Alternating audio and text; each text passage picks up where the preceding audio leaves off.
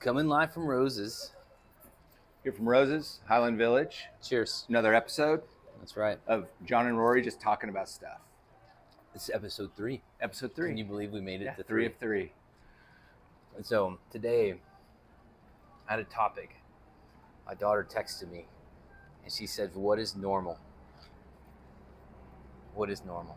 Okay, and I want to add to that. I want to say not only what is normal, is it better to be normal, or is it better to be not normal? I have my opinion on this. All right, share it. People don't... First, what is normal? First, let's define it. Defining, like, oh my goodness, things that happen as expected. The expectation is normal. I don't know the actual definition. Maybe we should look it up. Maybe we'll put it on there. We'll put it on the screen what normal is, right? Okay, so like Webster's.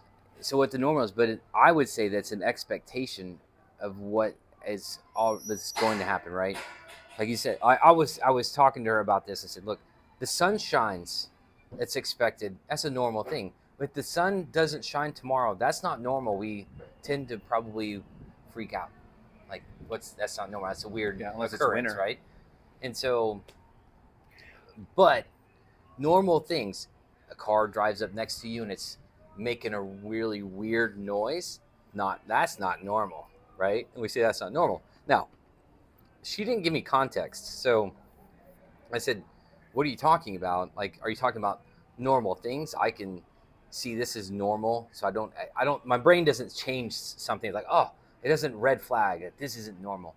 But I said, if you're talking about a person, now she's in high school, you're saying that person's not normal. Well, what is normal for a person? Well, okay. What is normal? Well, here's what I'm going to think about it. When I think of normal, I think of a bell curve or some version of a statistical, graphing of data. And I would say normal to me would be the mean with plus or minus either 1 or maybe only a half of a standard deviation from a statistical standpoint, right? It's like the bulk of the data is going to lie within this parameters, right?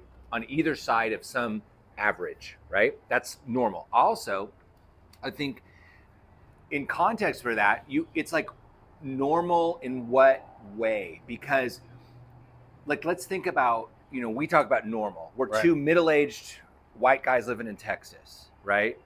Normal. Like for us, what might seem quote unquote normal might be completely different if we are an African-American woman living in Miami or Seattle when it comes to certain things. Other things, you could say there's normal for the human race. Like all humans, if we were to graph them, there'd be certain things that would be considered, plus 1 or plus half or minus half of standard deviation from the mean. But then there's other things like, and that's why I think you have so many differences when it comes to like politics or even appreciation for music or the arts or how you spend money, whether or not you save money. All of this sets the framework for what normal is. So it's normal within a context, normal within a group. Okay. So I personally almost despise the term normal because I'm always like, you haven't told me enough by saying something's right, normal. and that's what I was like, you're gonna have to give me more than that, right? So this is what I've heard this. I think it was on a song. They said normal. They don't hand out trophies for normal, right? Normal achievements don't get recognition. So in that case, performance-wise, in that way, right? So I told her, I said, in a normal situation, if you just do the normal, and it'll go back to a movie that was in the early 2000s, maybe late 90s, where the guy was wearing flair. I gotta wear Office Space. So you have like, movie, you have these, yes, you have to have these things. Like the normal amount of flair is 7. Because 17. But if you do more, it's better. So, like athletes, musicians, the ones that did the normal. Larry Bird was not normal. Kobe Bryant was not normal. Jeffrey Dahmer was not normal. That's the other thing. There's the spectrum is like I can ride down the middle and never be noticed, never do anything of great significance, or I can step out of the normal and be great, or step out of the normal and be maybe immoral, activities like murder and things like that. So then where Well, defines that gray area? It's interesting. Okay, when you were saying that, it made me think about an organizational studies class I took at college, and we were talking about production, like industrialization and production, because it was a business class. And my professor was introducing us to the Japanese model. Now, remember, like I was in school in the mid 90s. So the 80s, you had people like Deming who followed the footsteps or was part of MacArthur, General MacArthur, when he went to Japan after World War II. And instead of the United States or the Allies punishing Japan, we built up Japan. They became great allies and are to this day. But the Japanese model versus the American model, if I remember right, and I may be messing this up, if you know better, please comment below. But the Japanese model is, if you are abnormal, meaning you're sticking up where you shouldn't, like the nail that sticks up gets hammered down. Wheel. The squeaky wheel gets punished, not just the grease. In America, we're always looking for exceptional. I think there's that term, American exceptionalism, which many will take offense to. But the whole idea of we're always looking for or aiming to be to go back to statistics, 3 or 4 standard deviations above the mean, where very few actually ever achieve. And so then there's also a lot of problems with that. Think about where you're, okay, so being that said, you can go to different geographical areas, and like, if it's not normal, it's frowned upon. And like, hey, this is what we do. This is where we go. Right? So think about just in high school, like after high school, and then these cliques and stuff, they kind of just quickly gone, right?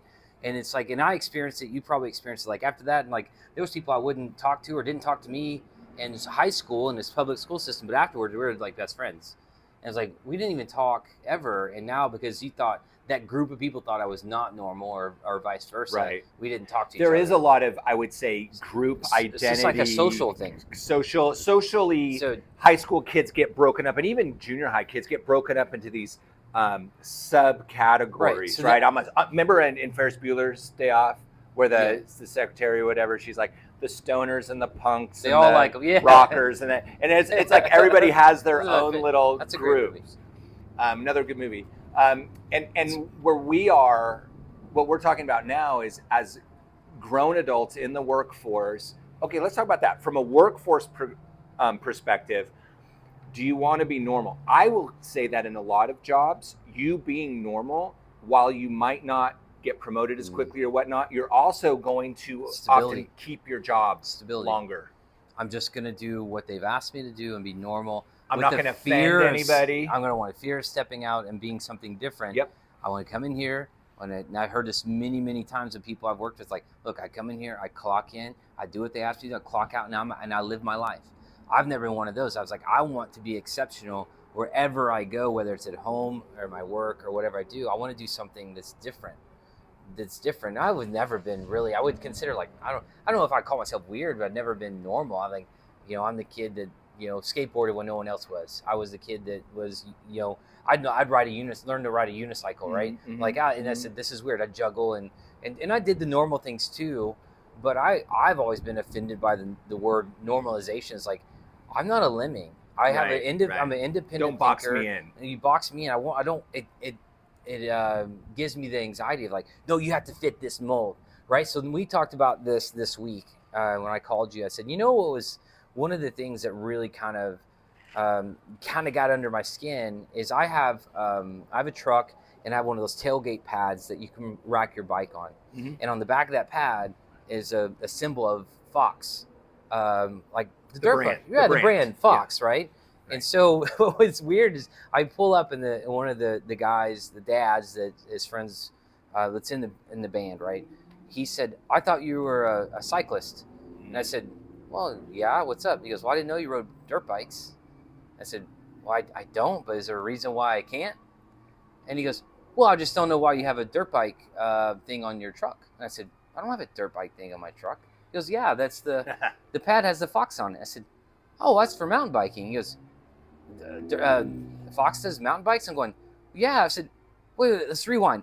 So you're saying because I'm a cyclist, I'm not allowed to do anything else. Right. You're saying because I'm a cyclist that I've not earned the right to drive a car on the road either. So I can either ride my bike on the road or I can drive a car on the road. So I don't fit your mold. And I feel like that's now here I am generalizing other people, saying most people like that one dimensional is like, hey, you've gravitated towards a hobby or a career, and that's who you identify as. You are the normal lemming. I said, I like to be involved in lots of things. I mean, that's the jack of all trades, master of none kind of thing. Okay, in that case too, as you're describing that story, I was thinking about something else, and it's probably like a corollary to what some might call cultural appropriation. And I'm not talking about like ethnicity, national identification or gender or anything. I'm just talking about, like you said, dirt bikes versus road bikes. It's similar to when people see somebody in a cowboy hat, right? They're having a cowboy hat, and yet they are wearing Air Jordan sneakers. And you're like, you play basketball? Or you're like, or no, you're like, well, you're not a real cowboy. Like, or you have a cowboy hat and you have a truck, an F-150, and you're like, I'm a cowboy. But really, you don't own any land. You have no horses. You don't know how to rope a calf, right? At that point, you're like, should you be allowed to do that? When you're talking about normal, it's like, are you part of this? Are you part of this group of people? That happens so much. To be normal within the group, and you're like, no, I'm not in that group. I'm in a different group. But am I allowed to do these things that borrow from others? If I'm not hurting anybody, I'm not offending anybody. I'm not wearing a cowboy hat ironically and trying to offend cowboys. So it's disrespectful to identify as a group that you don't necessarily immerse yourself in. Right. And then because people get offended. Going, you can't wear that because you're not that. Right. I'm going, excuse me, I think, this is who I am. I mean, there's so many stories I could bring up, but I think that if more people would just I think it's maybe part of just being kind and maybe seeing from other people's perspective. And instead of him saying, I thought you rode bikes, not dirt bikes, I'm going, well, I've ridden dirt bikes before. He just says like, oh, that's really cool.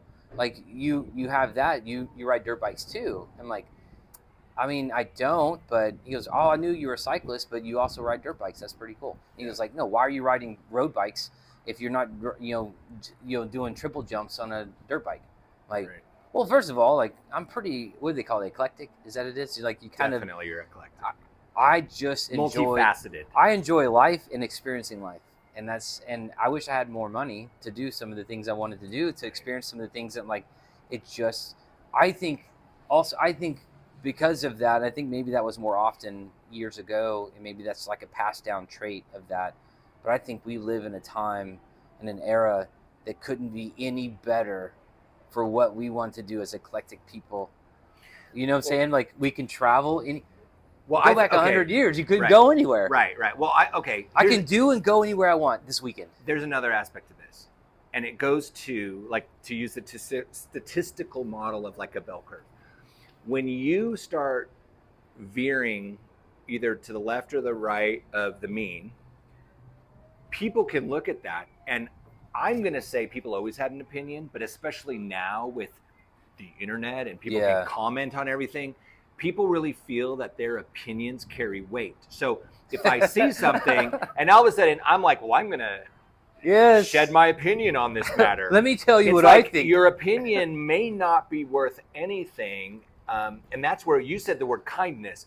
I do think that I don't know if social media and the internet has created narcissism, like true narcissism. I'm not just throwing it around. Or does it expose it? But I think it's in a lot of people that they're going to comment on you kind of looking like you're either borrowing from a group or trying to be in a group that you don't belong to, aka a hypocrite, or you are yourself, you're not fitting in, and then they want to fit in. A lot of people want to be in the mean. They want to be in the middle. They're afraid of identifying outside. I mean, I think, my daughter who's in middle school or high school or, they'll tell you, right? Girls, especially at that age, I mean, it's probably true for guys now, but a lot of girls, a lot of the things I've seen in family has been some cruelty and bullying about what group you fit in and what group you don't fit in. And you can find yourself in the middle of a group and then 2 days later on the outside based on conversations. Or finding yourself into a group that just accepted you. And it's like I'm not really this group, but they're the ones that said I could belong. You know what I'm saying? And then what happens sometimes then? You're in the group and now what? You go get a new wardrobe and you do your hair differently. And you have a lost identity. Because now you're just like, this isn't really me, but it's the one that accepted me, so I develop into this. Yeah. And it's like, and then you grow up saying, I need to reinvent myself. I'm not this person. I wasn't this person. I was this way, but the only reason I was this way is because they accepted me, and all the other groups kind of pushed me out because I didn't fit their mold. And it's like, look, here's the thing. It's like, we're all humans. We do have a human nature, and maybe that's part of the human nature, is to fit into groups. It's to identify, like, get into cliques. I mean, if you look at DFW, you go to this area, I mean, California, you're from LA, Chinatown. I'm from Northern California. Well, yeah. Well, let's go to LA. You're closer Okay. to LA than I was. Yeah, They have true. Chinatown, right? San Francisco is Chinatown too. And they have Chinatown. So you look at these things as like, we gravitate towards groups that we identify with.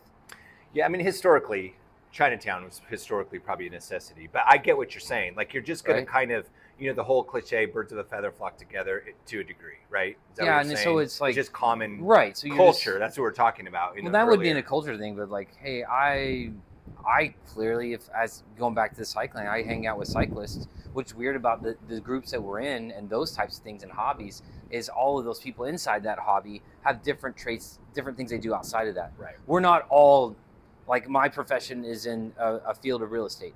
All the cyclists are not in a real estate field. Right. Right. But they're Okay. So that's So like that's another point. Let's say that you take a human, an individual human being, you're talking to them. Yeah. And let's just say we're gonna break down personality, hobbies, interests, things like that, into one of 500 categories, which is Okay. way too few to really understand humans across the globe. I would say it would be too many, because I think No. even if you No. take, what if you take, No, every possible attribute of you as a person, including your desires, what food you like, and how you spend your spare time. And okay, just for the sake of argument, let me just say okay, this. I was Okay, just let me saying, like, finish if this. you have like a politicians will nail you Okay. down into 3. Okay, for you, Rory, I'll say 50. 50 Okay. different line items that describe Okay. you as a person and your interests. If we were to look at all 50, there will be some where you're smack in the middle, Right. including physical attributes, eye color, height, right? Oh yeah, I'm definitely 50.